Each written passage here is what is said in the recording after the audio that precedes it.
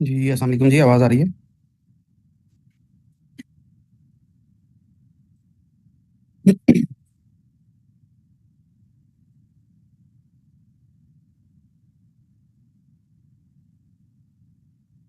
अच्छा, कोई क्वेश्चन है तो बताएं जी।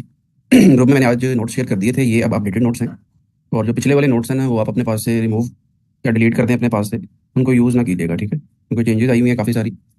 तो वैसा ना हो कि आप पिछले वाले नोट्स ही पढ़ते रहें, तो वो फिर काम ख़राब हो जाएगा। नॉर्मली जो बजट में चेंजेस आती है ना, एग्जामिनर जो है वो पेपर में उनको टेस्ट करता है।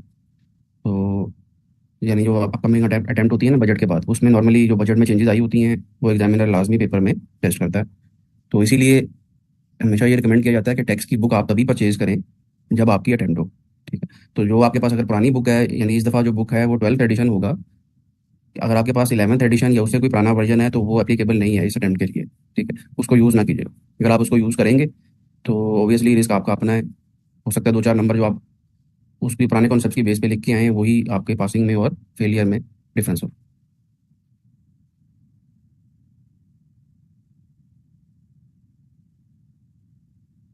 जी, तो क्वेश्चन कोई नहीं है जी किसी का भी, आगे चलें फिर। टाइम ऑफ सप्लाई कल हमने डिस्कस किया था।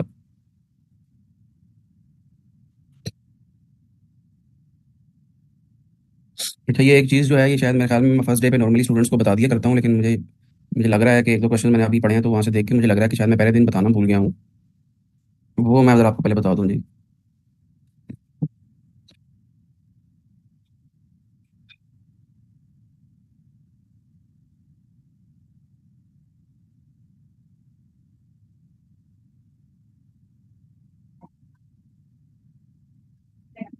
अच्छा, किसी भी लॉ के ना ये चार पांच कंपोनेंट्स होते हैं। जैसे मैं इनकम टैक्स की एग्जांपल मैंने डिटेल में एक्सप्लेन किया हुआ है, सेल्स टैक्स भी बिल्कुल इसी तरह से होगा। ये पहले मेन लॉ होता है, यहाँ पे ऑर्डिनेंस है, वहाँ पे सेल्स टैक्स एक्ट है। फिर उनकी वेर एवर रिक्वायर्ड एक्सप्लेनेशन वो रूल्स में होती है। यहाँ पे इनकम टैक्स के रूल्स हैं, वहाँ पे सेल्स टैक्स के रूल्स हैं। फिर हर साल जो चेंजेस आती हैं सालाना, वो फाइनेंस एक्ट के थ्रू आती हैं, जिसे एनुअल फाइनेंस एक्ट कहते हैं। और फिर मैंने आपको इसके अंदर एक बात बताई थी कि ड्यूरिंग द ईयर अगर टारगेट मीट ना हो रहा हो तो फिर एफबीआर एडिशनल जो रेवेन्यू कलेक्ट करता है वो सप्लीमेंट्री फाइनेंस एक्ट के थ्रू करता है। अच्छा, इसके बाद सर्कुलर्स एंड नोटिफिकेशंस को एसआरओज भी कहते हैं। ये सर्कुलर्स आते हैं या एसआरओज आते हैं। सर्कुलर और एसआरओ में क्या डिफरेंस है, पहले इसकी तरह बात कर लेते हैं।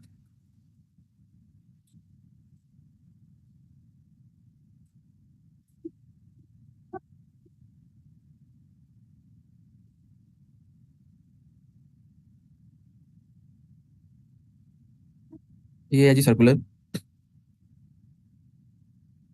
To achieve consistency in the administration and to provide guidelines to the tax payer and the officers of the board may issue circulars setting out the board's interpretation of the ordinance slash law। के एक बात हमने पढ़ी थी कि law हमेशा parliament की तरफ से होता है, लेकिन ये जो सर्कुलर है ना, यानी बोर्ड के पास पावर नहीं होती लॉ बनाने की, लेकिन जो सर्कुलर है ना ये बोर्ड इशू करता है, ठीक है।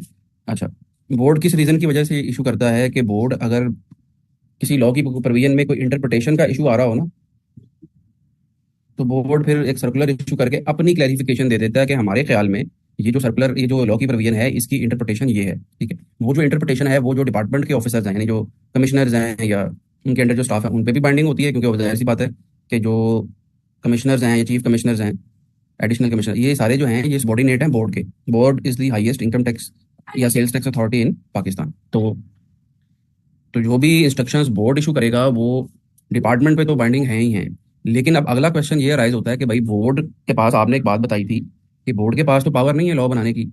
अब अगर बोर्ड ने लॉ की किसी प्रोविजन को इंटरप्रेट कर दिया है, क्या वो इंटरप्रिटेशन जो है वो टैक्स पेयर पे बाइंडिंग है या नहीं है, ठीक है। तो उसका आंसर है जी नो। यानी बोर्ड की जो इंटरप्रिटेशन होगी, यानी सर्कुलर जो है वो टैक्स पेयर पे बाइंडिंग नहीं होता। ये टैक्स पेयर के ख्याल में अगर इसमें जो चीज़ लिखी हुई है वो किसी और तरह से है तो टैक्स पेयर किसी और तरह से फॉलो कर सकता है। होगा क्या फिर, कि डिपार्टमेंट को तो वो मानना पड़ेगा क्योंकि डिपार्टमेंट तो अंडर आ रहा है एफबीआर के। आप उसी और तरह से करेंगे तो वो डिपार्टमेंट क्या करेगा, वो आपकी जो असेसमेंट है ना वो अमेंड कर देगा। यानी आपने अगर रिटर्न में अपनी इंटरप्रिटेशन यूज करते हुए अपनी लाइबिलिटी कंप्यूट की है ₹1,00,000 की, सर्कुलर की इंटरप्रिटेशन अगर बोर्ड फॉलो करे तो लाइबिलिटी बनती है 2 लाख। तो वो आपकी जो रिटर्न है जिसको असेसमेंट भी कहते हैं ना, रिटर्न फाइलिंग को याद रखिएगा। रिटर्न फाइलिंग के लिए, रिटर्न फाइलिंग के लिए पापा जी बंद हो गया। पापा जी बंद हो गया। कि जैसे ही आप अपनी रिटर्न फाइल करते हैं ना ड्यू डेट के ऊपर, जैसे सेल्स टैक्स में मैंने आपको बताया था कि ठीक है, बस मन लाके बंद कर दे। पानी सी पहले मुझे पानी आनी सी, ठीक है। हाँ, भाई करते हैं क्या?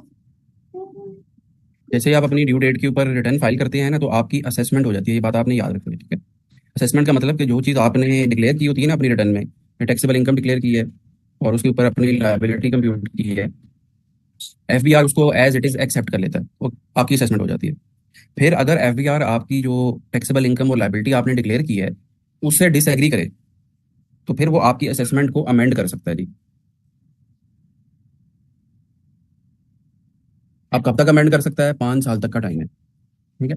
ये नहीं है कि आज से 20 साल पहले आपने रिटर्न फाइल की थी तो अब एफबीआर मुंह उठा के कहे कि भाई ये तुमने गलत फाइल की थी, अब ये जो लाइबिलिटी है ये इतनी बनेगी, ठीक है। उन्होंने लॉ में सेल्स टैक्स में भी और इनकम टैक्स में भी बड़ा क्लियरली लिख दिया है कि मैक्सिमम 5 साल पीछे वो जा सकता है। यानी अब 5 साल की कैलकुलेशन कैसे होती है उसमें एक टेक्निकल पॉइंट है, वो जब आएगा तो मैं आपको एक्सप्लेन करूंगा। लेकिन अभी सिर्फ इतना याद रखें कि अगर आज की डेट है 2024, तो 2019 तक की अगर आपने कोई रिटर्न फाइल की है तो वो अमेंड कर सकता है। उससे पीछे वाली जो रिटर्न हैं वो अमेंड नहीं कर सकता, ठीक है। तो वो आपकी असेसमेंट को अब मैं सर्कुलर की तरफ वापस आ जाता हूँ कि आप अगर डिपार्टमेंट अगर सर्कुलर को फॉलो करेगा, आप नहीं करेंगे, तो आपकी असेसमेंट हो जाएगी अमेंड, ठीक है। जब आपकी असेसमेंट अमेंड हो जाएगी तो फिर आपके पास क्या वे आउट है जी, आप अपील में जा सकते हैं, ठीक है। अपील में जाने के जो फॉरम्स हैं वो CIR अपील्स है, ATIR है, appellate tribunal inland revenue, ATIR, CIR appeals first है जी। फिर थर्ड पे हाई कोर्ट है और लास्ट पे एक कॉन्स्टिट्यूशनल राइट है पाकिस्तान में हर टैक्स पेयर का, यानी ये जो सुप्रीम कोर्ट है। इसके बारे में आपके लॉ में कहीं नहीं लिखा हुआ कि आप सुप्रीम कोर्ट में भी अपील फाइल कर सकते हैं, लेकिन ये कॉन्स्टिट्यूशनल राइट है हर बंदे का। कॉन्स्टिट्यूशन में लिखा हुआ है कि अगर आपको हाई कोर्ट से भी रिलीफ ना मिले तो आप सुप्रीम कोर्ट में अपील फाइल कर सकते हैं, ठीक है। अपील फाइल करने का जो मैकेनिज्म है वो भी इस दफ़ा चेंज हो गया है, ठीक है। पहले तो इसी सीक्वेंस में अपील होती थी ना, CIR अपील में आप जाते थे, फिर ATR में जाते थे, फिर हाई कोर्ट में, फिर सुप्रीम कोर्ट में। इसमें भी पिछले 2-3 महीने पहले काफ़ी सारी चेंजेस आई हैं। ये जब रेलिवेंट टॉपिक आएगा तो मैं आपको एक्सप्लेन करूंगा कि क्या चेंजेस आई है। तो ये है जी सर्कुलर का कॉन्सेप्ट, ठीक है। अच्छा, अब अगर आप अपनी एफबीआर की ही वेबसाइट पर चले जाए ना,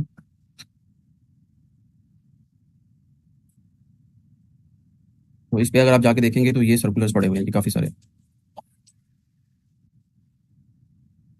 बाबा जरा खोल है। बाबा ये इनकम टैक्स के सर्कुलर है। ऐसे खोल सकते हैं। बाबा ये क्या ऐसे रखे? बाबा इधर रखे। फॉर एग्जाम्पल ये 7E जो था, प्रॉपर्टी के ऊपर एक टैक्स लगा था 7E, तो उसके रिलेटेड एफबीआर ने उसकी इंटरप्रिटेशन की कि भाई सेल और ट्रांसफर के ऊपर किस तरह से फॉलो करना है, ठीक है। ये सारा उसका सर्कुलर है एंड सो ऑन, इस तरह से है सारा। अच्छा, फिर इसके बाद जो नेक्स्ट है ना वो है SRO। SRO वैसे तो हमने पढ़ लिया पूरा, लेकिन हमें यही नहीं पता कि SRO होता क्या है, तो ये फिर कॉन्सेप्ट जो है वो प्रॉपर कन्वे नहीं हो पाएगा। तो SRO जो है ना, या इसके लिए नोटिफिकेशन का वर्ड भी यूज होता है। SRO stands for statutory regulatory order. SRO is a subordinate legislation, which is a collective term for statutory rules, regulations, ordinances, bylaws, and notifications, which bears a unique identification। SRO का हमेशा एक number होता है, SRO 350, SRO 420 and so इस तरह से। ये कौन बनाता है जी? It is made by the person or bodies to whom the parliament has delegated some of its law making power. यानी ये पावर पार्लियामेंट के पास ही है, लेकिन पार्लियामेंट के पास चूंकि इतना टाइम नहीं होता कि वो बस इन्हीं कामों में तो नहीं लगे रहेंगे ना, कैसा इशू करते रहेंगे बनाते हैं। तो पार्लियामेंट ने अपनी अथॉरिटी जो है ना वो डेलीगेट की हुई है। नॉर्मली जो फाइनेंस मिनिस्टर होता है ना पाकिस्तान में, उसको डेलीगेट कर दी जाती है, यानी फाइनेंस मिनिस्ट्री की तरफ से SRO इशू होते हैं। लेकिन SRO में और सर्कुलर में क्या फ़र्क है कि सर्कुलर बोर्ड इशू करता है, सर्कुलर जो होता है वो किसी भी लॉ की इंटरप्रिटेशन होती है बोर्ड की तरफ से। SRO जो है वो पार्लियामेंट की तरफ से इशू होता है, और SRO जो है वो इक्वल टू लॉ है। जब वो इक्वल टू लॉ है, सबॉर्डिनेट लेजिस्लेशन का मतलब कि वो लॉ है। जब वो इक्वल टू लॉ है तो SRO को फॉलो करना टैक्स पेयर के लिए भी जरूरी है, यानी टैक्स पेयर पे भी SRO बाइंडिंग है, और SRO को फॉलो करना डिपार्टमेंट को भी जरूरी है, ठीक है। जबकि सर्कुलर में क्या फर्क मैंने आपको बता दिया कि सर्कुलर चूंकि लॉ नहीं है, बोर्ड की सिर्फ एक इंटरप्रिटेशन है, तो सर्कुलर जो है वो टैक्स पेयर पे बाइंडिंग नहीं है, अलबत्ता जो बोर्ड की सबॉर्डिनेट अथॉरिटीज हैं उन सब के ऊपर बाइंडिंग है, ठीक है। अच्छा, फिर एक आखिरी जो कंपोनेंट लॉ का होता है ना वो होता है जी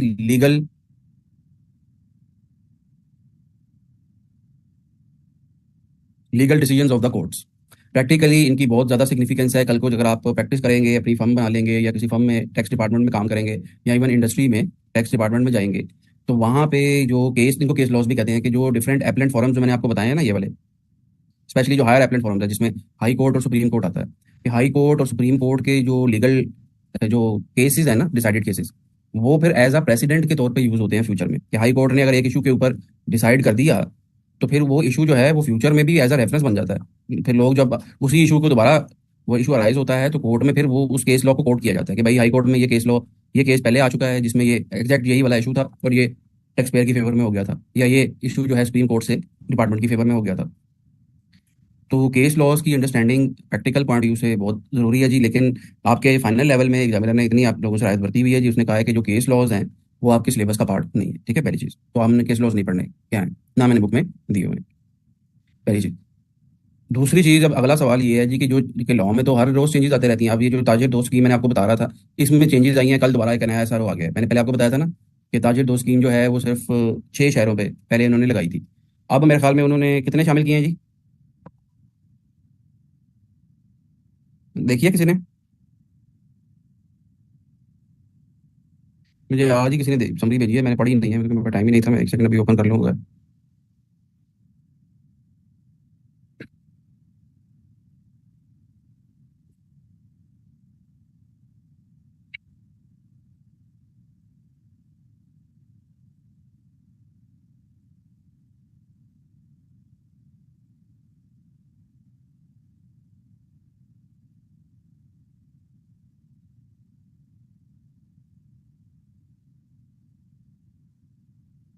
ये टोटल अब आप देखिए उन्होंने ना, ये कल परसों एक एसआरओ इशू कर दिया है, ताकि दो स्कीम को अमेंड कर दिया है और इसमें टोटल 42 सिटीज डाल दी हैं, ठीक है, कि ये सारे जो हैं ये टैक्सेस वगैरह देंगे। अब आपका ये क्वेश्चन होगा या अक्सर स्टूडेंट्स का ये क्वेश्चन होगा कि भाई हमारी अटेम्प्ट बन रही है दिसंबर 2024 में, नॉर्मली दिसंबर के फर्स्ट वीक में या सेकंड वीक में पेपर होते हैं, बल्कि आई क्या एडवांस में अनाउंस कर दिया करता है, तो इस दफा भी कर दिए होंगे। कब है जी, कब से स्टार्ट हो रहे हैं पेपर?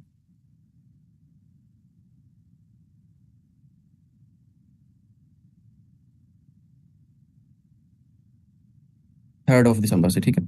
हाँ जी, ये दो स्कीम नहीं है, ये तो ताजर के बकौल तो ये दुश्मन स्कीम है, क्योंकि इन्होंने देना दूना कोई भी नहीं है। जितना चाहे 42 की बजाय पूरे के 100 से ज़्यादा जो पाकिस्तान के शहर हैं वो भी इसमें ऐड कर लें, होना कुछ भी नहीं है इसके अंदर, ठीक है। ये दो चार इन्होंने वो स्ट्राइक्स वगैरह करनी है, मार्केटें मार्केटें बंद कर देंगे तो गवर्नमेंट खत्म कर देगी इसको। तो 2 दिसंबर से आपका पेपर स्टार्ट हो रहा है। तो अब इसमें आई कैप ने क्या क्लैरिफिकेशन दी हुई है, आई कैप ने ये कहा हुआ है जी कि मैं आपको पढ़ा देता हूँ, यहाँ पे मैंने लिखा होगा ये, for advance taxation paper CFAP, finance act और ordinance and notification and circulars relating to finance act और ordinance issued 4 months prior to the date of examination shall be considered forming part of the syllabus। कि finance act अगर आएगा या supplementary finance act आएगा, कोई law आ जाएगा, कोई circular आ जाएगा, तो आपका जो भी पेपर है उससे 4 महीने पहले अगर वो इशू हुआ है तो आपके लिए टेस्टेबल है, वरना टेस्टेबल नहीं है, ठीक है, पहली चीज। दूसरी बात, एसआरओ के ऊपर आई कैप ने क्या लिखा हुआ है,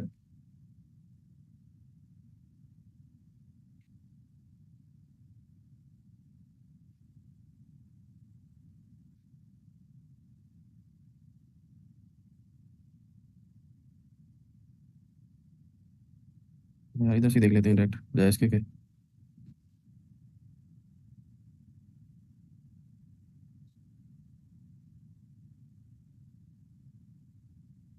क्योंकि एसआरओ में जहाँ तक मुझे याद पड़ा है ना, 6 महीने का रूल है, लेकिन आई कैप ने कहीं चेंज ना कर दिया हो।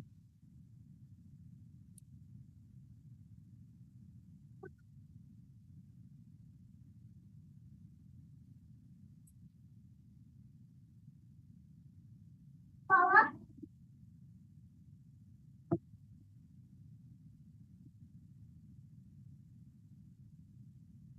पापा लंगा पापा लंगा वो कैसे हाँ?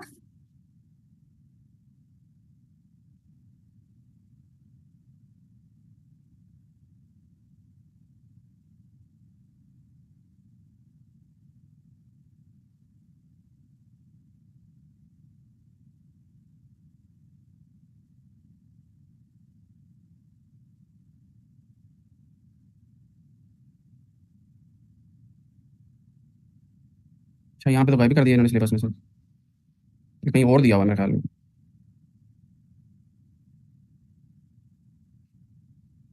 कहाँ दिया हुआ जी, कोई आइडिया है, कोई मुझे बता सकता है?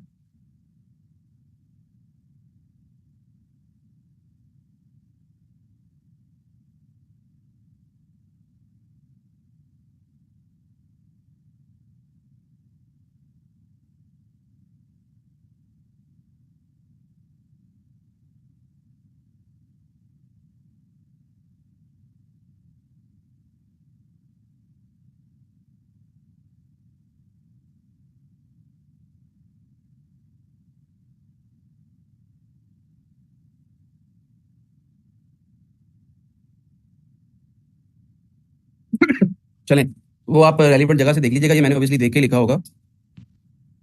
मैं इसे इसलिए रीचेक कर रहा था कि कहीं पे चेंज ना आ गई हो, तो चेंज कहीं पे भी नहीं आई। एसआरओ के बारे में क्या रूल है जी, कि 6 महीने पुराना, यानी आपका पेपर अगर 1 दिसंबर पे है, मैं अज्यूम कर लेता हूँ दिसंबर पे है तो दिसंबर से 6 महीने पहले आ जाए जी। कहाँ हो रहे हैं 6 महीने पूरे? 2 दिसंबर है अगर, 2 मई के 2 जून, सॉरी, कि 2 जून, यानी इसका मतलब ये हुआ कि एसआरओ जो है वो अगर 2 जून के बाद इशू हुआ है, 2 जून 2024,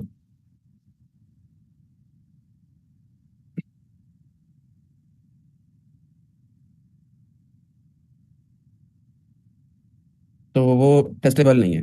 ठीक है, और फाइनेंस एक्ट जो है, फाइनेंस एक्ट या सप्लीमेंट्री फाइनेंस एक्ट या सर्कुलर जो है, वो अगर इशू हुआ है जी, 4 महीने का टाइम है, इशूड आफ्टर, क्या हो जाएगा जी, 2 August, is not testable in CFAP 05 paper. तो समझ आ गई जी, इसका मतलब ये हुआ कि जो फाइनेंस एक्ट अभी आया है ना इस दफ़ा बजट में, यानी बजट में जो चेंजेस आई हैं फाइनेंस एक्ट के थ्रू, वो जून में आई हैं।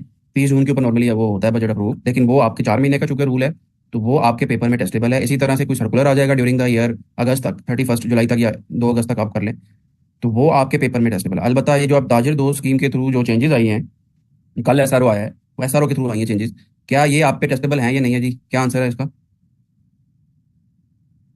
ये टेस्टेबल नहीं है। ठीक है, तो अब आपने इस चीज़ से परेशान नहीं होना कि पढ़ते पढ़ते आपको पता चला जी आज एक एसआरओ आ गया तो ये पढ़ना है हमने, ये नहीं पढ़ना, आपने नहीं पढ़ना एसआरओ। जो यकम यकम नहीं, 2 जून के बाद आ रहा है, वो आपकी इस अटेम्प्ट के लिए एप्लीकेबल नहीं।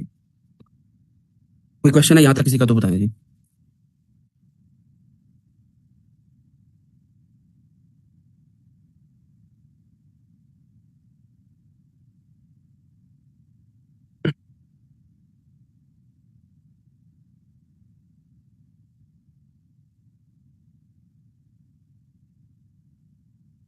अब जरा हम आगे चलते हैं जी, और सेल्स टैक्स की तरफ वापस आ जाता हूँ।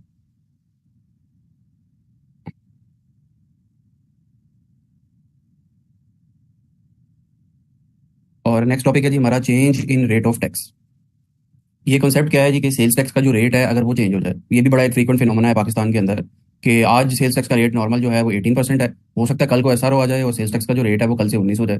बल्कि इस दफ़ा बजट में ये डिस्कशन हो रही थी कि सेल्स टैक्स का जो रेट है वो 18 से 19 कर दिया जाए। ठीक है, इसी तरह जो 8th स्केजुअल है ना, जो मैंने आपको बताया था कि जिनमें रिड्यूस रेट्स हैं, उनको भी एफबीआर जो है वो कम ज़्यादा करता रहता है। मतलब किसी प्रोडक्ट पे 5% रेट है तो 5 को बढ़ा के 10 कर दिया। जैसे मैं आपको एक एग्जांपल दूं, कि ये मैं एग्जांपल इसलिए आपको साथ साथ देता हूँ ताकि आपको शुरू से ये याद हो जाए चीज़ें, क्योंकि यही चीज़ें जो है आई कैप ने पेपर में पूछनी है न्यूमेरिकल में। लैपटॉप की मैं आपको एग्जांपल दे रहा था कि लैपटॉप जो है अगर लोकली मैन्युफैक्चर्ड है,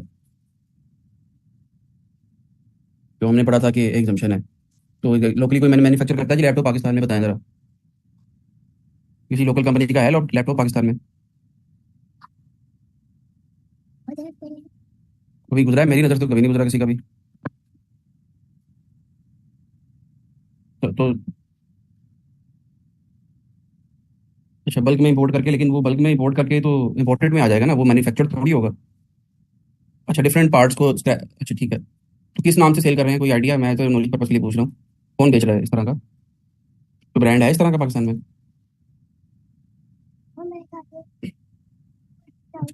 तो अगर तो नहीं, लेकिन वो तो लोकली मैन्युफैक्चर्ड में नहीं आएगा ना।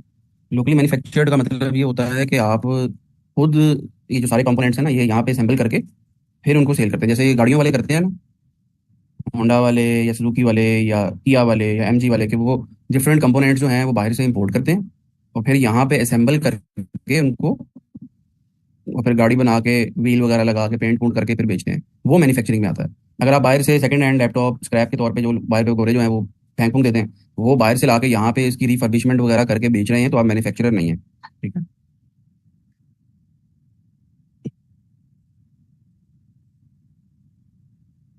हाँ, ये चिप वाला प्लांट ही नहीं है यहाँ पे, तो अब हमारे आईटी सेक्टर ने क्या करना है यहाँ पे? ये जो इतने हमारे आईटी सेक्टर का रोला लगा हुआ है, आप यहाँ से हमारा हाल देख लें।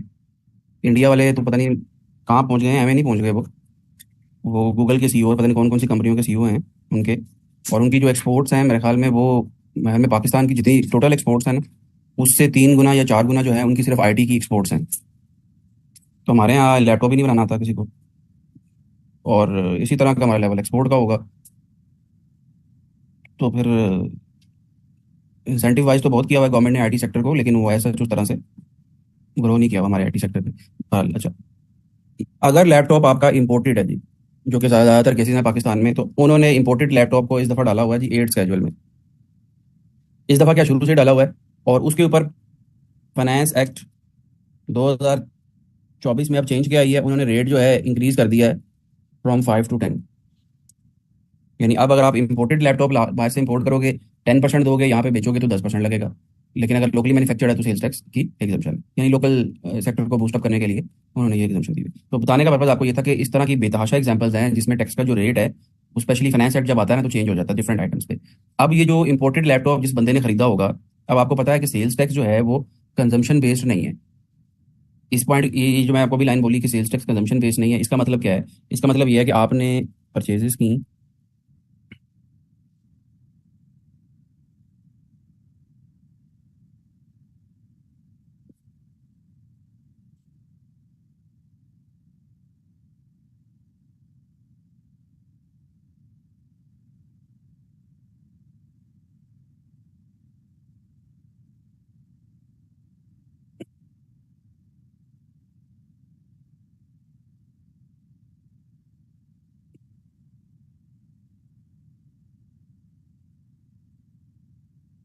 नहीं, रीपैकिंग का मतलब ये होता है कि आपने बाहर से बल्क में कोई प्रोडक्ट इंपोर्ट की, जैसे कंटेनर में लोग अक्सर कर लेते हैं, और फिर उसकी यहाँ पे आके पैकिंग रीपैकिंग कर दी कि बल्क में इंपोर्ट की, और उसको 1-1 केजी या 2-2 केजी का पैक बना के बेच दिया। ये है पैकिंग या रीपैकिंग। अब लैपटॉप, अगर आपने बाहर से कंप्लीट लैपटॉप इंपोर्ट किया है सेकंड हैंड, और यहाँ पे मैं वही बता रहा हूँ, आप उसको सिर्फ रिफर्बिश करके उसको, यानी नोक पलक उसकी सवार के आप उसको बेच देंगे, तो ये मैन्युफैक्चरिंग नहीं है, या ये पैकिंग भी नहीं है। ये पैकिंग रीपैकिंग भी नहीं है। पैकिंग रीपैकिंग तो तब होती ना कि वो एक बहुत बड़ा कोई मशीनरी होती, और उस मशीनरी से आप 3-3 4-4 लैपटॉप बना के बेच देते। जैसे सिगरेट्स के केस में होता है कि लोग पूरा का पूरा कंटेनर बाहर से इंपोर्टेड सिगरेट्स का मंगवा लेते हैं, और फिर उन सिगरेट्स की यहाँ पे छोटी छोटी डब्बियाँ पैकिंग बना के बेच देते हैं। वो मैन्युफैक्चरिंग है। ठीक है।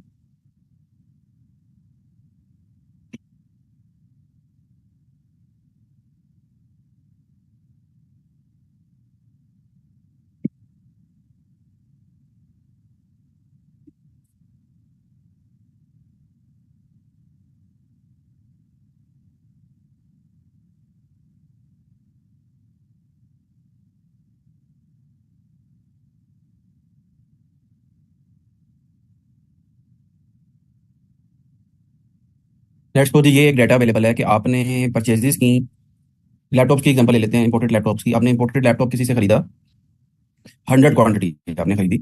आप ट्रेडर हैं, फॉर एग्जाम्पल, आप डीलर हैं या डिस्ट्रीब्यूटर हैं या होलसेलर हैं। 100 रुपीज़ का रेट था। टोटल 10,000 के आपने 100 लैपटॉप खरीद लिए। ठीक है। और उसके ऊपर, सॉरी, ये सेल्स टैक्स जो है ये 18 नहीं, ये 10 होगा। सॉरी, उस पर 5 था रेट। चलिए, ये मैं बाद में समझाऊंगा, पहले लैपटॉप को थोड़ा साइड पे रख लें। पहले सॉरी, कंजम्पशन वाला कॉन्सेप्ट समझा दूं ना, फिर लैपटॉप की तरफ आता हूँ। और उस पर सेल्स टैक्स था 18%। ठीक है, नॉर्मल जो रेट होता है। अच्छा, अब ये 100 की 100 क्वांटिटी जो है, इसके ऊपर 1800 रुपये का जो सेल्स टैक्स है, इसका आपको इनपुट मिल गया। अब लाजमी थोड़ी है कि ये 100 की 100 क्वांटिटी जो है ये आप बेच दोगे इस महीने में, जून में। लेट्स सपोज आपकी 70 की क्वांटिटी सेल हुई लैपटॉप्स की, आपका हमने रेट रखा हुआ था 200 का। तो ये आपका आउटपुट बन गया, ये आपका इनपुट बन गया। और बाकी की जो 30 क्वांटिटी है ना, वो आपके क्लोजिंग स्टॉक में पड़ी हुई है। 30 का स्टॉक आपके पास है, 100 रुपये का आपने खरीदा था। ठीक है, और इसके ऊपर जो सेल्स टैक्स है वो ये बन रहा है। अब मेरे मेरे आप लोगों से क्वेश्चन है जी, पहला क्वेश्चन जरा इनकम टैक्स के पॉइंट ऑफ व्यू से कर लेते हैं, या फाइनेंशियल अकाउंटिंग के पॉइंट ऑफ व्यू से कर लेते हैं। कि फाइनेंशियल अकाउंटिंग के पॉइंट ऑफ व्यू से ये जो मैंने ऊपर ट्रांजैक्शन बनाई है, इसमें अगर आपसे पूछा जाए कि आपका प्रॉफिट कितना होगा, नेट प्रॉफिट या ग्रॉस प्रॉफिट जो भी, तो जरा कैलकुलेट करके बताएं जी यहाँ पे आपका कितना प्रॉफिट आना चाहिए। सिंपल सा है, कोई इतना लॉजिकल या इतना कोई कॉम्प्लेक्स नहीं है कैलकुलेशन। सोचिए अगर आप, तो आपको आंसर आ जाएगा। बताएं जी कितना होनी चाहिए, आखिर वाला जिसने मैसेज किया हुआ है, जासिब, आप बताएं।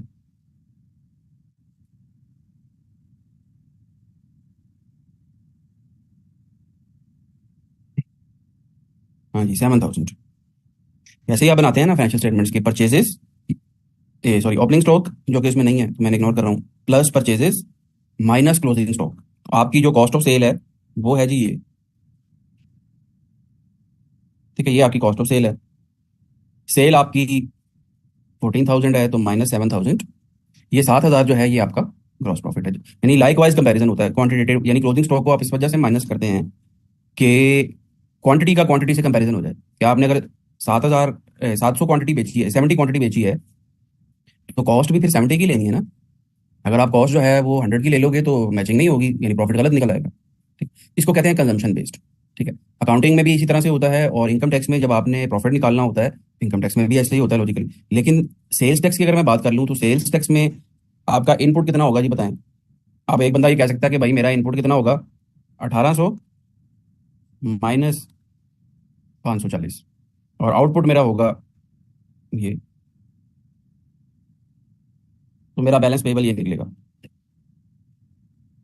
क्या ये ठीक है अप्रोच या नहीं है जी?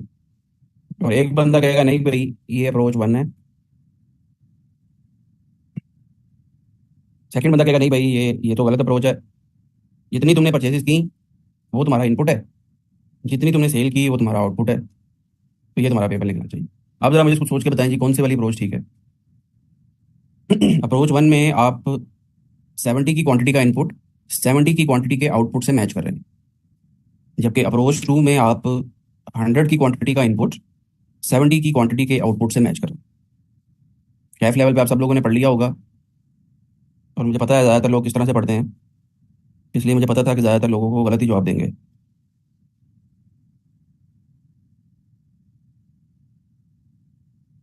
वन वाला जो आंसर है वो गलत है जी, सेकंड वाला। ठीक है, इसीलिए मैंने वो स्टेटमेंट दी थी कि जो सेल्स टैक्स होता है वो कंजम्पशन बेस्ड नहीं होता। मतलब सेल्स टैक्स में उसने सिंपल सा रूल रखा हुआ है, भाई क्वांटिटी जितनी मर्जी है वो साइड पे रख दो, जितनी तुमने परचेजेस की हैं वो तुम्हारा इनपुट है, जितनी तुमने सेल की हैं वो तुम्हारा आउटपुट है, बात खत्म। तो सेल्स टैक्स जो है वो कंजम्पशन बेस्ड नहीं है। ये वाली जो अप्रोच है ना ये करेक्ट है, और ये वाली जो अप्रोच है ये रॉन्ग है जी। ठीक है जी, यहाँ तक बात समझ आ गई, अब आगे चले।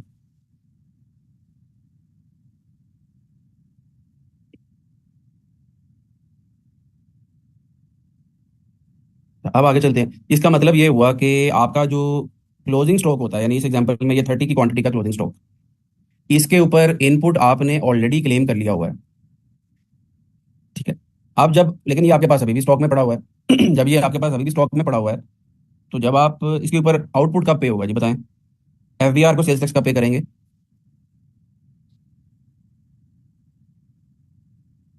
हाँ, at the time of sale, जब बेचेंगे आप एफबीआर को पे कर देंगे सेल्स टैक्स।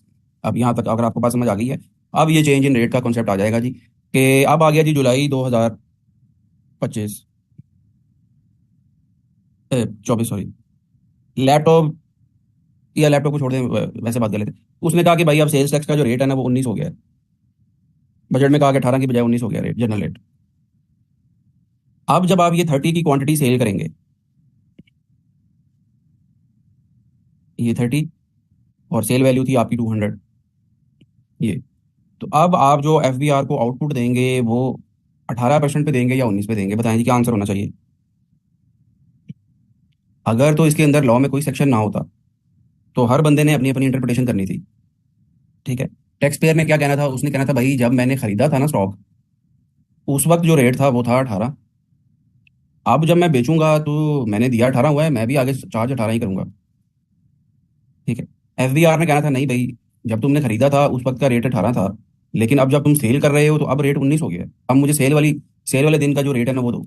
ठीक है, इसलिए उन्होंने लॉ में इसको क्लैरिफाई कर दिया है कि रेट कौन सा होगा जी, ये। इंपोर्ट की तरफ मैं बाद में आ रहा हूँ, पहले सेल की तरफ बात कर रहा हूँ। Rate will be used as is applicable at the time of supply. तो ये आप लोगों का जो मोस्टली 19 आप लोगों ने बताया, ये इस बेस पे है कि जिस वक्त आपका क्लोजिंग स्टॉक सेल हो रहा होगा उस वक्त आप जाके आपने देखना है कि रेट क्या था, जो भी रेट होगा वो लग जाए, यानी इसके ऊपर जो रेट लगेगा वो 19% लगेगा जी। ठीक है जी, यहाँ तक तो बात बड़ी सिंपल सी थी, सेल के पॉइंट ऑफ व्यू से वो मैंने समझा दी। अब जरा आगे चलते हैं जी, और अब जो असल चीज़ है ना, सॉरी, इसमें एक हायर परचेज वाला भी पॉइंट है, और हायर परचेज वाला पॉइंट मैंने कल एक्सप्लेन नहीं किया था जी, अब मैं जरा उसकी तरफ भी आ जाता हूँ। कि टाइम ऑफ सप्लाई में उसने एक सेकंड बात क्या की हुई है कि हायर परचेज के केस में sales tax time of supply कब होगी जी? At the time agreement is entered into on full amount.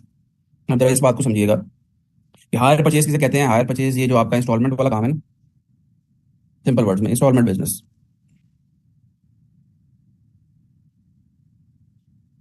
आजकल तो गली मोहल्लों में भी ये काम शुरू हुआ हुआ है। तो टीवी इंस्टॉलमेंटों पे ले लो, मोटरसाइकिल बाइक्स किस्तों पे ले लो, इलेक्ट्रॉनिक्स का सामान नॉर्मली बड़ा कॉमन है।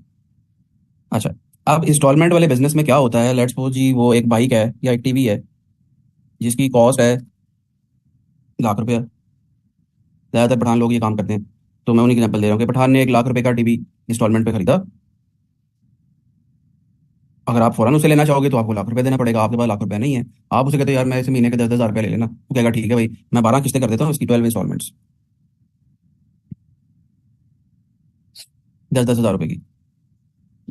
तो तुमने मुझे 12 महीने के लिए 10-10 हज़ार रुपये देना है, मुझे भी फायदा हो जाएगा। मुझे किस तरह फायदा हो जाएगा कि मैंने ₹1,00,000 का लिया हुआ है और तुमसे मेरी जो रिकवरी होगी ना वो हर महीने 10-10 हज़ार की फॉर्म में करके 1,20,000 मुझे मिल जाएगा। तो बाकी का जो 20 लाख है वो मेरा प्रॉफिट है या मार्कअप है, ठीक है।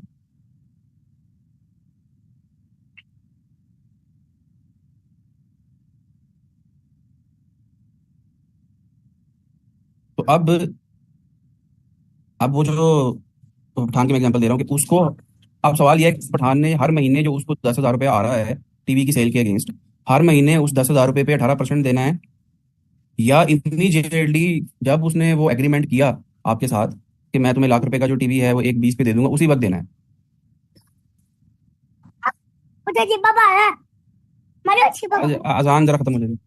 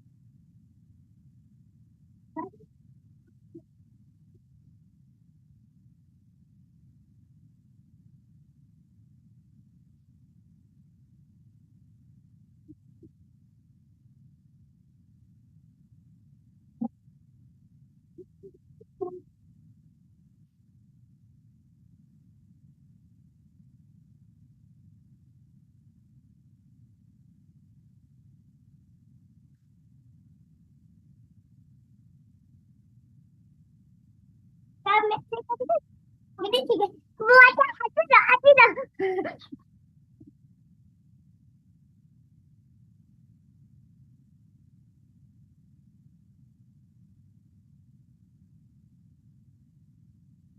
जी आवाज़ आ रही है जी।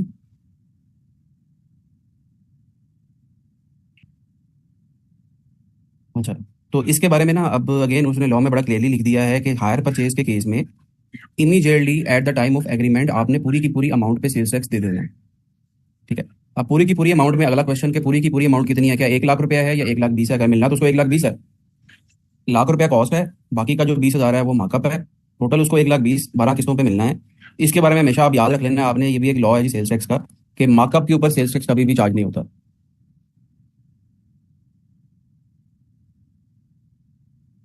ठीक है। इसलिए वो अभी हम आगे जाके ये बात पढ़ेंगे। नहीं, सेल्स टैक्स तो आपने इमीडिएटली देना है ना।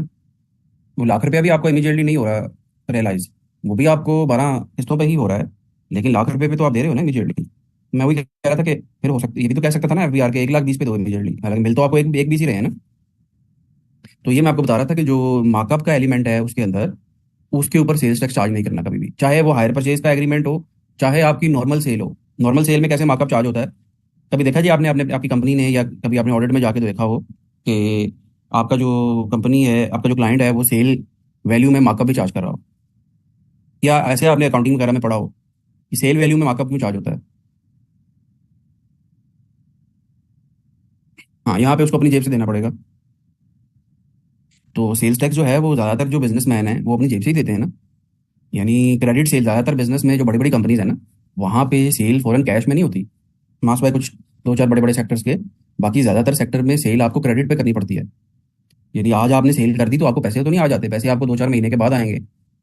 आपने क्रेडिट टर्म दी होती है अपने कस्टमर को, लेकिन सेल्स टैक्स आपको आज ही देना है, तो फिर आपको खुद खुद से देना पड़ेगा ना।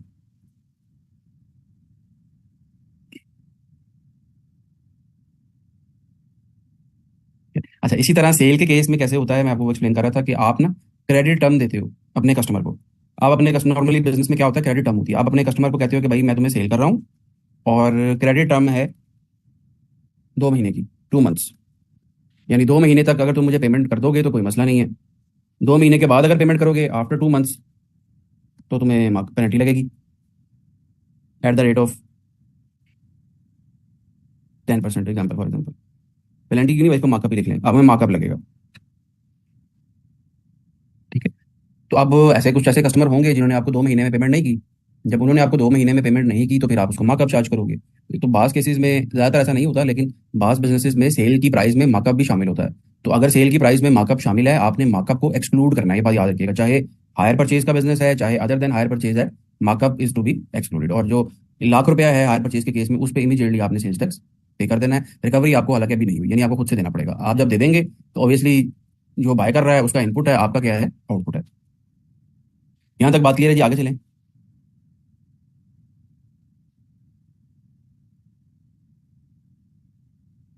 फिर एक अगला क्वेश्चन जो आपके जहन में आना चाहिए, या आप कर सकते थे, नहीं किया किसी ने, तो मैं खुद से आंसर कर रहा हूँ कि हायर परचेज में और लीज में क्या फर्क होता है। लीज, फाइनेंस लीज या ऑपरेटिंग लीज, उसमें भी तो ऐसा ही होता है ना कि बैंक जो है वो रेंट पे, जैसे किराए पे दे देता है आपको एसेट, आपको किस्तें बना के दे देता है। किस्तों तक, किस्तें जैसे ही आप पे करते हो तो गाड़ी आपकी हो जाती है, या वो घर आपका हो जाता है। अच्छा, अब इसके ऊपर अभी फॉर द टाइमिंग के लिए मैं वो भी साथ ही मिलकर पढ़ा देता हूँ।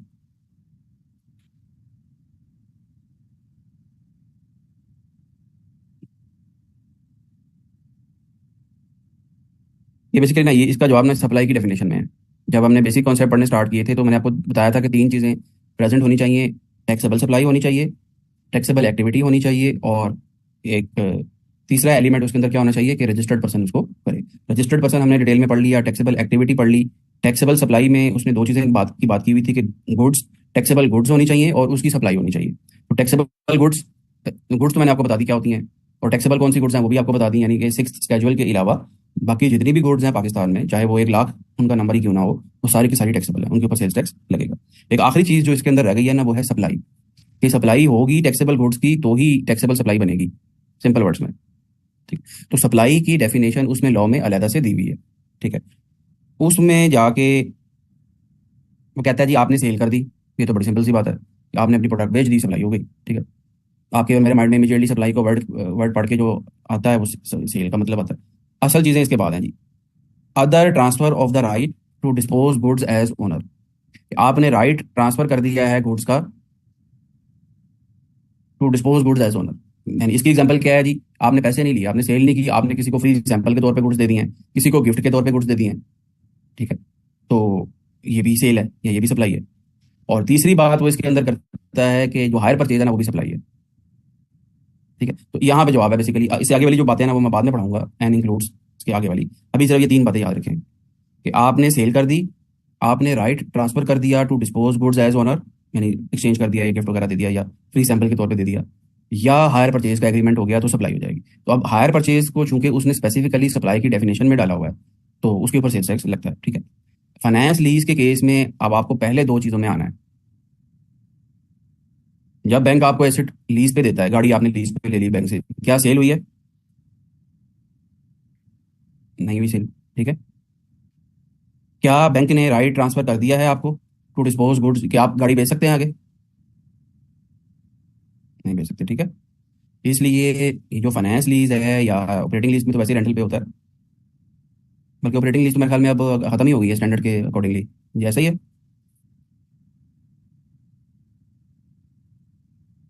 काउंटिंग में है अभी भी ऑपरेटिंग लीज, या खत्म हो गई है? अच्छा अभी है, ठीक है, चलिए पे लिख लें।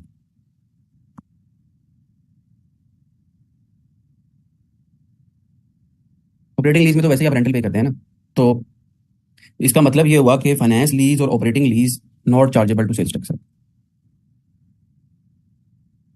यहाँ तक बात क्लियर हो गई है जी सबको? और हायर परचेज के ऊपर सेल्स टैक्स क्यों लग रहा है, ये भी बात समझ आ गई है?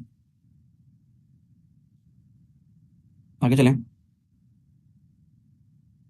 एक आखिरी बात है अब इसके अंदर, फाइनेंस लीज के पॉइंट ऑफ व्यू से, कि जिस वक्त बैंक आपको गाड़ी लीज पे दे रहा है, उस वक्त अगर ये चीज़, उसी वक्त ये चीज़ अगर डिटरमिन हो जाए कि at the at the termination of the lease या at maturity of the lease, जो गाड़ी है वो आपके नाम पे ट्रांसफर हो जाएगी। डिफरेंस बताता हूँ, अभी जरा बात तो सुन लेना। जिस वक्त बैंक आपको गाड़ी लीज पे दे रहा है, अगर उसी वक्त ये चीज़ डिटरमिन हो जाए कि गाड़ी आपके नाम पे ट्रांसफर हो जाएगी, तो फिर क्या ये सेकंड वाला क्राइटेरिया पूरा हो रहा है या नहीं हो रहा, ये वाला?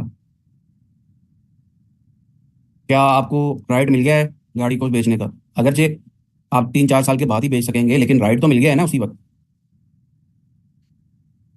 हाँ, तो अब ये बात आपने ध्यान में रखनी है। अगर ऐसी बात एग्जामिनर पेपर में कर देगा, बल्कि उसने ये पूछा हुआ है, मैं आपको दिखा देता हूँ। हाँ, ये तो वो बताएगा ना आपको पेपर में कि वो ये चीज़ सर्टेन है कि वो एक्सरसाइज कर लेगा।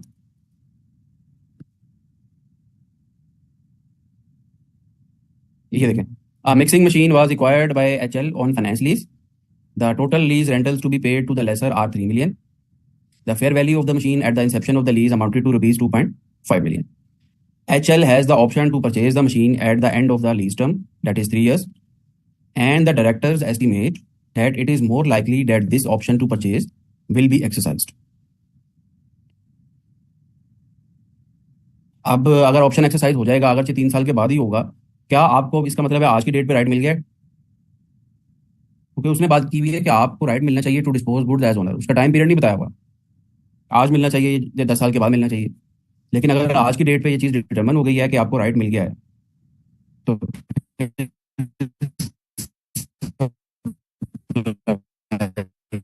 हो जाएगी। फिर जब सप्लाई हो जाएगी तो सेल्स टैक्स क्या करना, आप यहाँ पे, आप यहाँ पे नहीं मिलेगा जी, यहाँ पे बताएं। मिलेगा इनपुट, ठीक है। और किस वैल्यू पे मिलेगा, 3 मिलियन पे या 2.5 पे?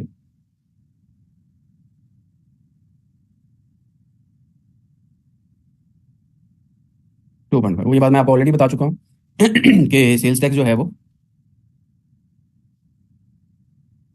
आवाज़ नहीं आ रही ठीक?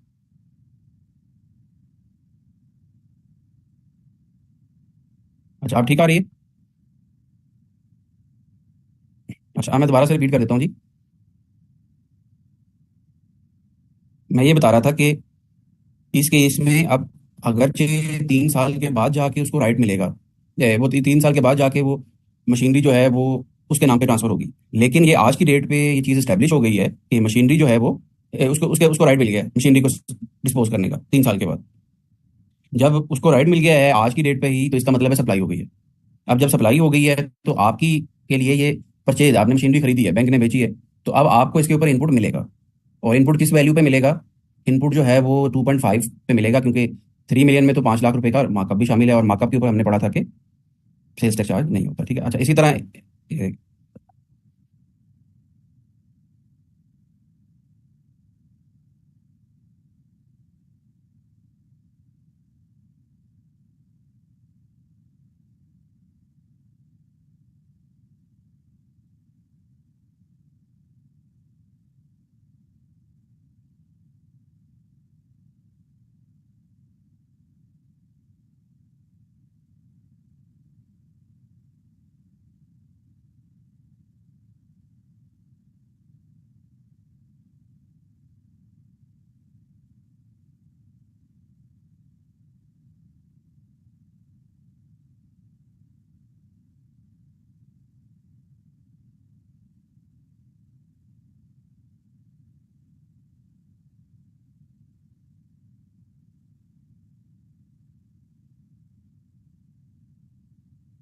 तो एक और क्वेश्चन था, मुझे मिल नहीं रहा, फिर वो मैं देखता हूँ, मुझे मिलता है तो मैं आपको बता देता हूँ।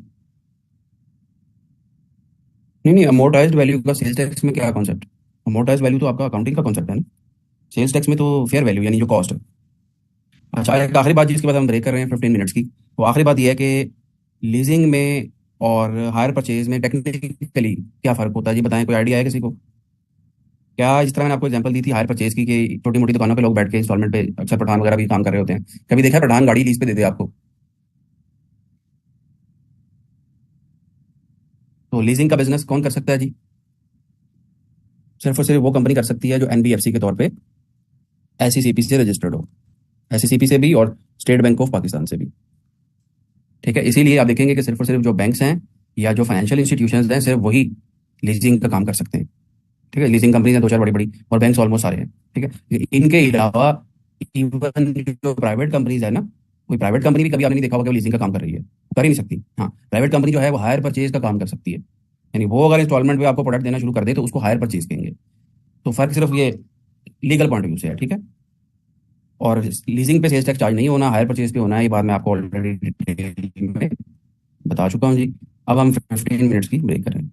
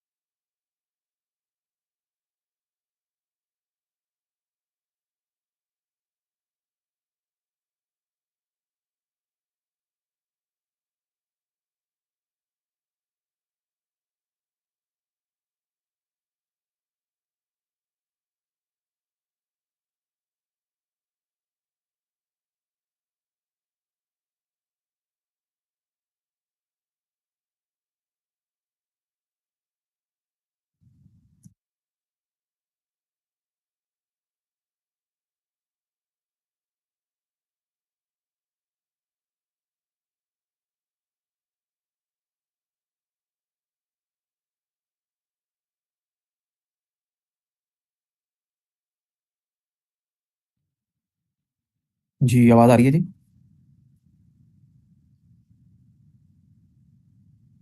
अच्छा, अब ज़रा आगे चलते हैं और इंपोर्ट की बात कर लेते हैं जी, change in rate of tax की जो मैं बात कर रहा था।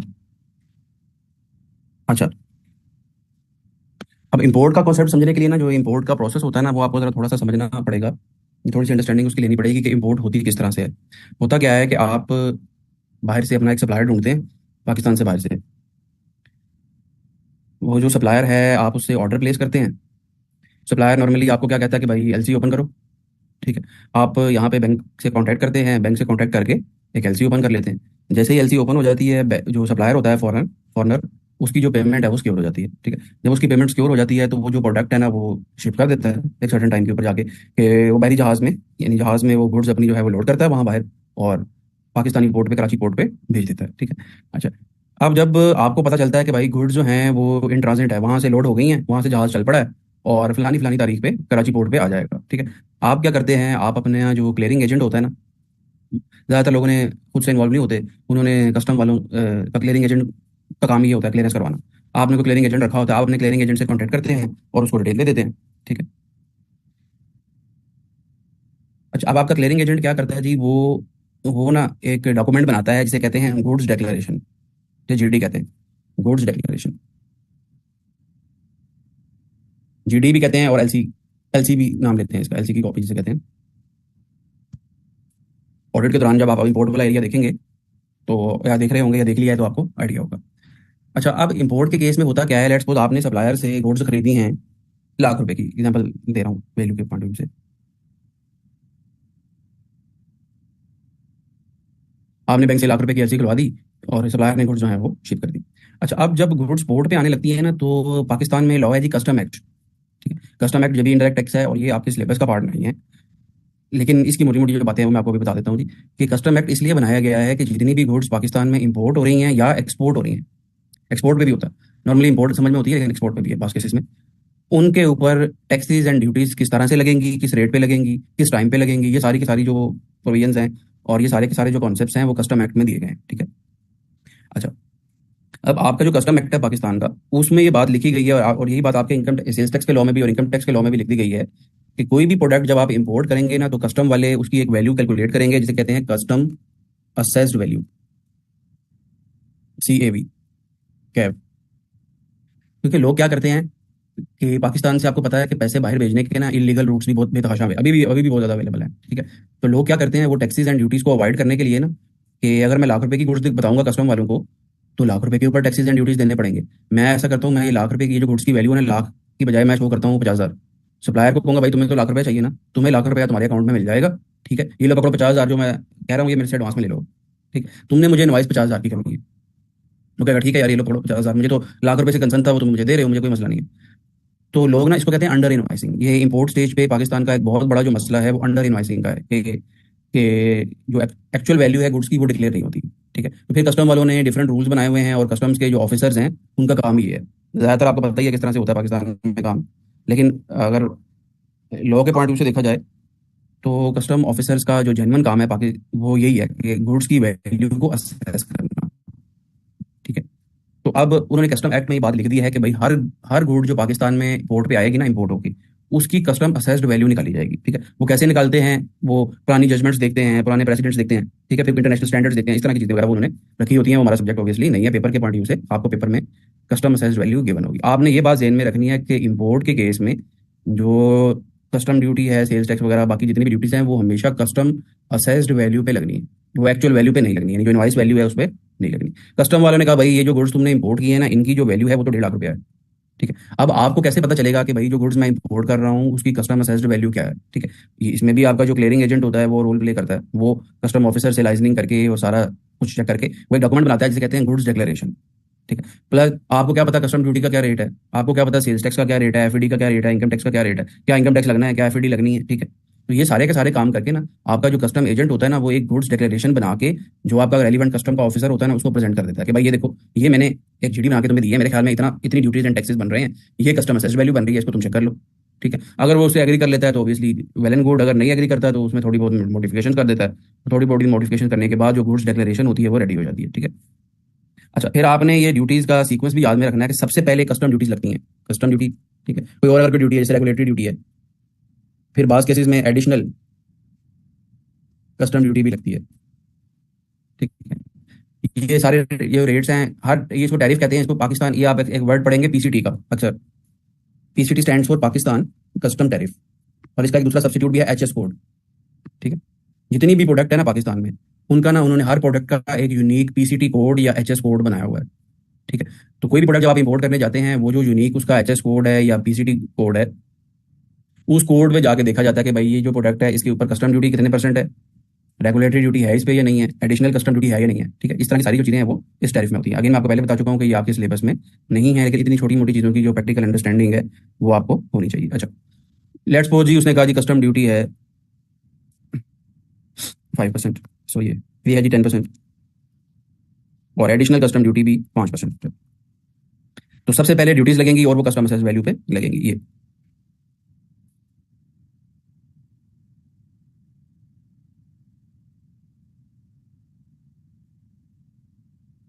ठीक है। जितनी भी ड्यूटीज हैं पहले लग जाती हैं। उसके बाद सबसे पहले जो टैक्स लगता है ना वो है federal excise duty. Federal excise duty की स्कोप जो है वो बड़ी रिस्ट्रिक्टेड सी है। फेडरल एक्साइज ड्यूटी जो है ना वो पाकिस्तान में सिर्फ और सिर्फ 20 से 25 के करीब गुड्स हैं जिन पे लगती है। सेल्स टैक्स में तो लॉ है ना कि 6th स्केजुअल के अलावा जितनी भी गुड्स हैं सारी की सारी टैक्सेबल है। एफईडी में रिवर्स है।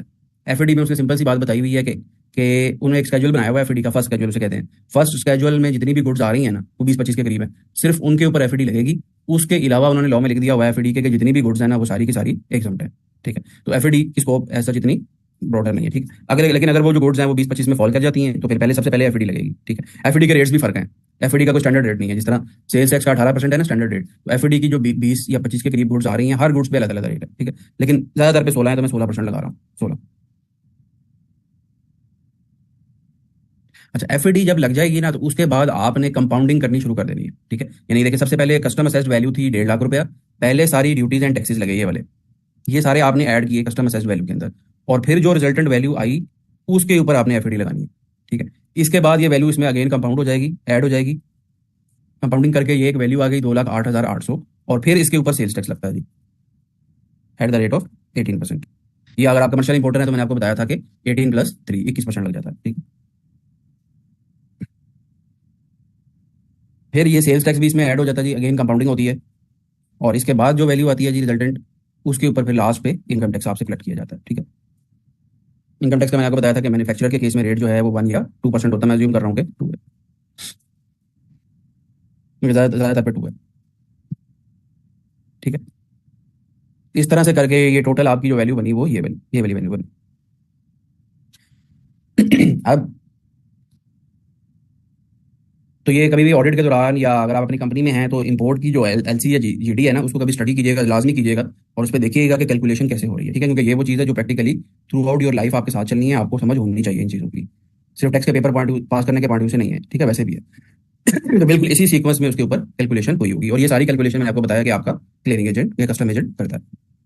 अच्छा, आप जरा एक और बात के ज़्यादातर लोगों को अभी भी ये भी समझ नहीं आती, चार्टर्ड अकाउंटेंट भी बन जाते हैं कि ये इसकी जनरल एंट्रियाँ कैसे होंगी जीडी के केस में। अब जरा मुझे बताएं आपकी बुक्स में परचेजेज कितने से आएंगी, आपने जो लाख रुपए की गुड्स इंपोर्ट की हैं, परचेजेज आपकी बुक्स में कितने से डेबिट होंगी, बताएं जी।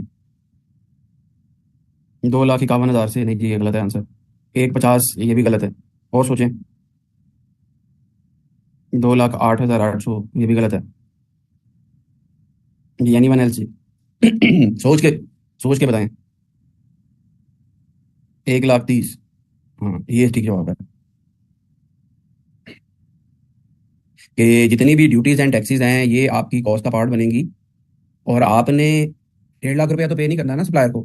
1.5 लाख रुपया तो सिर्फ और सिर्फ ड्यूटीज एंड टैक्सेस पर्पज के लिए वैल्यू निकाली गई है, आपने देना लाख रुपया ही है भाई। लेकिन कस्टम वालों ने जो ड्यूटीज एंड टैक्सेस निकालने हैं उसके लिए कस्टम वालों ने जो आपकी वैल्यू निकाली है वो 1.5 लाख है।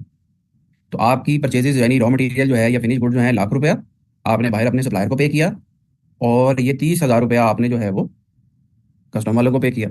कस्टम ड्यूटीज जितनी भी ड्यूटीज होती है ना, आपने पढ़ा होगा स्टैंडर्ड में, वो हमेशा कॉस्ट का पार्ट बनती है, ठीक है। तो परचेजेज या आपका चाहे रॉ मटेरियल है चाहे फिनिश गुड्स हैं वो कितने से डेबिट होगी, ठीक है।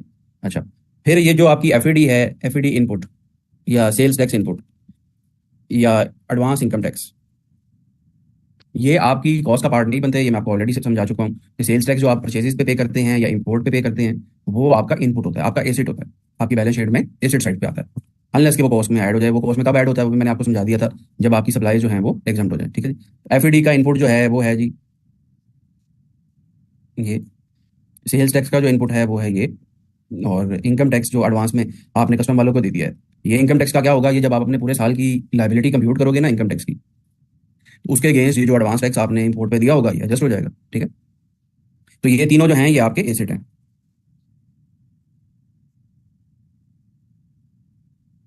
ये चारों की चारों चीजें आपकी डेबिट होंगी और बैंक आपका क्रेडिट हो जाएगा। ठीक है, यहाँ तक क्लियर है बात? कोई क्वेश्चन है किसी का तो बताएं।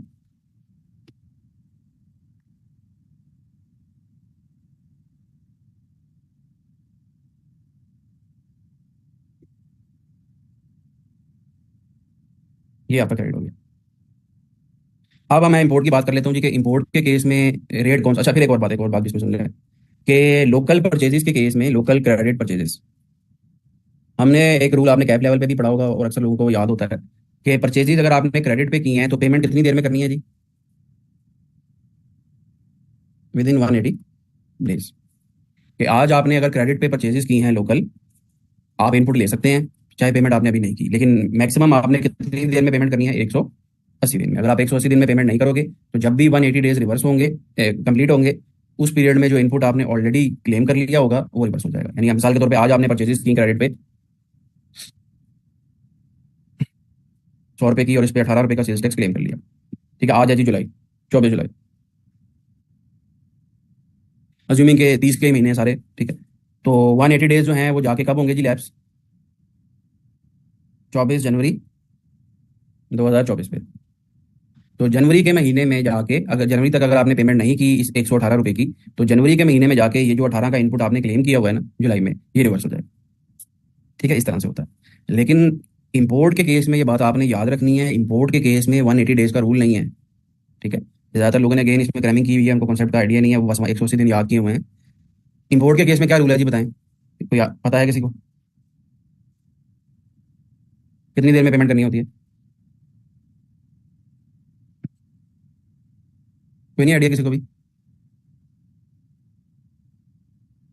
इंपोर्ट के केस में इनपुट हमेशा पेड बेसिस पे मिलता है, यानी पेमेंट पे मिलता है। आपने इंपोर्ट की, आपने जब तक पेमेंट नहीं की सेल्स टैक्स की ये वाली, आप इनपुट नहीं ले सकते ये वाली। ठीक है जी, तो इंपोर्ट के केस में इनपुट हमेशा पेमेंट बेसिस पे मिलता है। ये जो 180 डेज वाला रूल है ये याद रखिएगा, ये सिर्फ और सिर्फ लोकल परचेजेस के केस में। ठीक है, अब मैं चेंज ऑफ रेट की तरफ आ जाता हूँ, जब आपको सारी बातें समझ आ जाएंगी। वो कह रहा है जी, tax rate will be the date on which goods declaration is presented. जिस दिन आपका कस्टम एजेंट या क्लियरिंग एजेंट जो है वो जीडी बना के देगा ना, उस दिन जो रेट मार्केट में होगा 18 है या 19 है, वो रेट लग जाएगा। ठीक है, अच्छा, नॉर्मली जिस दिन आपकी जो गुड्स हैं वो पोर्ट पे आ रही होती है ना, उस दिन जीडी बना के दी जाती है। ठीक है, उससे पहले अगर आप बना के दोगे तो वो नॉर्मली नहीं लेते। लेकिन अगर कोई बंदा चालाकी करे और वो ये फोर्स ही कर रहा है कि यार फ्यूचर में मेरा तो 2-3 दिन के बाद जो जहाज है कराची पोर्ट पे आ जाना है, लेकिन मुझे लग रहा है कि कल सेल्स टैक्स का रेट बढ़ जाएगा, तो मैं आज ही जीडी बना के दे देता हूँ, क्योंकि लॉ में तो लिखा हुआ है कि जिस दिन जीडी प्रेजेंट होगी उस दिन का रेट लग जाएगा। ठीक है, तो इस तरह की अगर कोई सिचुएशन आ जाती है, कोई बंदा चालाकी करता है, तो उसको कैटर करने के लिए उन्होंने आगे एक और बात लिख दी है, if the goods declaration presented in advance, यानी जहाज के आने से पहले ही 2-4 दिन पहले आपने जीडी दे दी, then rate on the date on which manifest of the conveyance is delivered will be applicable. Manifest of the conveyance क्या होता है कि जब आपका जो जहाज होता है ना, शिप, वो जब पोर्ट पे आके लगता है ना, तो कराची पोर्ट पे, तो जो जहाज का कैप्टन होता है ना, उसके पास एक लिस्ट होती है कि जो मेरा इतना बड़ा जहाज है, बैरी जहाज है, उसमें कितनी कितनी स्पेसिफिकेशन की कितनी कितनी गुड्स हैं, किस किस बंदे के नाम पे है।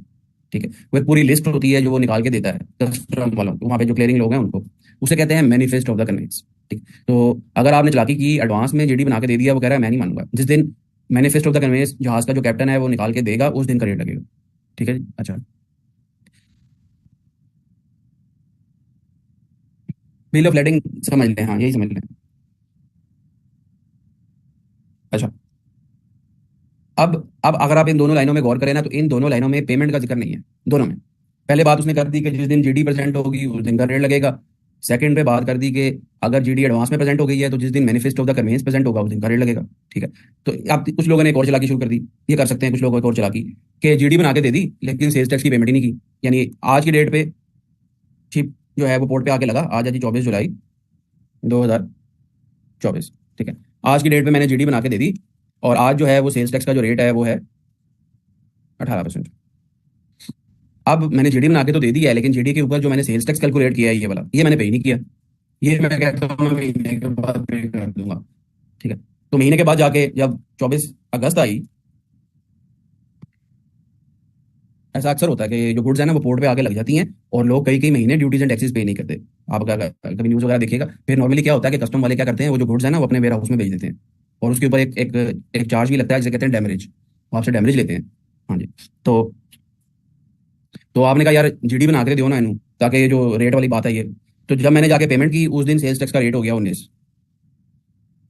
तो आप कहेंगे नहीं भाई, आपने तो लॉ में लिखा हुआ था कि जिस दिन जीडी प्रेजेंट होनी है उस दिन का रेट लगेगा। जीडी मैंने 24 जुलाई को दे दी थी आपको, तो मुझे 18 का रेट लगाओ, हालांकि आज पेमेंट के वक्त रेट 19 है। तो इस सिचुएशन को उन्होंने कैटर किया हुआ है। उन्होंने कहा है, क्या कहा है, ये मैं पढ़ देता हूँ आपको समझ आ जाएगी। If tax not paid within 7 days of GD, then rate on the date of payment will be use. के 24 जुलाई को अगर जीडी प्रेजेंट हुई है, तुमने मैक्सिमम पेमेंट कब करनी है जी? 24 से 7 दिन काउंट कर लें, 31 जुलाई तक। अगर तो 31 जुलाई को पेमेंट कर दोगे तो जो 24 जुलाई वाला रेट है ना वही लगेगा। लेकिन अगर 7 दिन से तुम ऊपर चले गए, जैसे कि नीचे वाली एग्जांपल में है कि मैंने एक महीने के बाद जाके पेमेंट की, तो फिर डेट ऑफ पेमेंट पे जो रेट चल रहा है जो कि 19 हो गया है वो लगेगा। बात क्लियर हो गई थी? आगे चलें। और ये बात मैं आपको ऑलरेडी एक्सप्लेन कर चुका हूँ कि सेल्स टैक्स का इनपुट जो है इंपोर्ट के केस में वो वो पेड बेसिस पे मिलता है, उसमें 180 डेज का रूल नहीं है। ठीक है जी, ये वाला।